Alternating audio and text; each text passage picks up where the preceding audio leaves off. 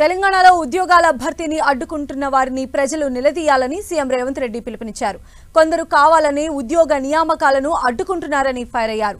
గురుకుల అవార్డుల కార్యక్రమంలో పాల్గొన్న సీఎం గత ప్రభుత్వ పాలనపై హాట్ కామెంట్స్ చేశారు.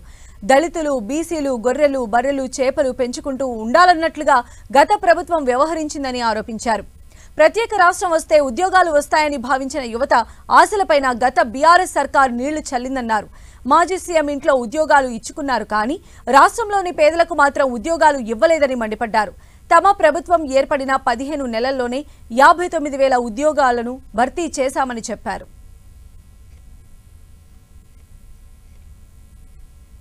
ఎందుకు ఆ 10 సంవత్సరాలలో ఉద్యోగ నోటిఫికేషన్లు ఇవ్వలేదు? ఉద్యోగ నోటిఫికేషన్ల కోసం ఉస్మానియా కాకతీయ యూనివర్సిటీల నుంచి మొదలు పెడితే అశోక్ నగర్ చౌరాస్తా వరకు నోటిఫికేషన్ల కోసం అల్లాడిన పిల్లలు లేరా? తెలంగాణ ఉద్యమంలో ఒక్కరైనా మీ పిల్లలు చచ్చిందా? చచ్చిపోయిన పిల్లలందరూ ఈ పిల్లలే కదా. ఆ పిల్లలు ఉద్యోగాల కోసమే కదా సర్వం త్యాగం చేసింది. తెలంగాణ ఉద్యమంలో ముందు బాగానే నిలబడి పోరాటం చేసింది. వాళ్ళ తల్లిదండ్రులు మా బ్రతుకులు ఎట్లాగూ కూలి నాలి చేసుకొని పల్లెల్లో పేదరికంలో మగ్గిపోయిన మా పిల్లోడు చదువుకుంటే మా జీవితాలు బాగుపడతాయి, దాంతో మా తర్వాతి తరాలు బాగుంటాయన్న ఆలోచనతో చదివిస్తే ఉద్యోగ నోటిఫికేషన్లు ఇవ్వకుండా 10 సంవత్సరాలు వాళ్ళ జీవితాలతో చెలగాటమాడిన వాస్తవం కాదా?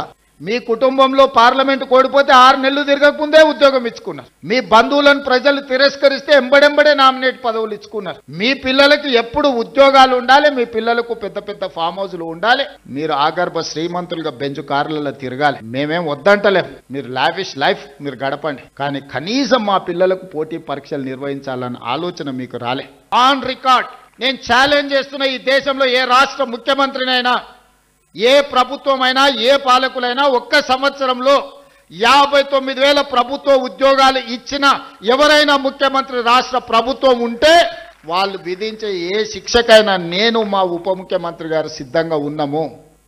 మా ప్రభుత్వం, మా మంత్రివర్గం మొదటి సంవత్సరంలో 59,000 ప్రభుత్వ ఉద్యోగ నియామక పత్రాలు ఏ ఎల్బీ స్టేడియంలో మేము మంత్రులుగా ముఖ్యమంత్రిగా ప్రమాణ స్వీకారం చేసినామో అదే ఎల్బీ స్టేడియంలో వాళ్ళందరినీ పిలిపించి నియామక పత్రాలు వాళ్ళ చేతులకు అందించినప్పుడు ఆ పేదవాళ్ళ తల్లిదండ్రుల కళ్ళల్లో చూసిన ఆనందం జీవితకాలం గుర్తుంటుంది.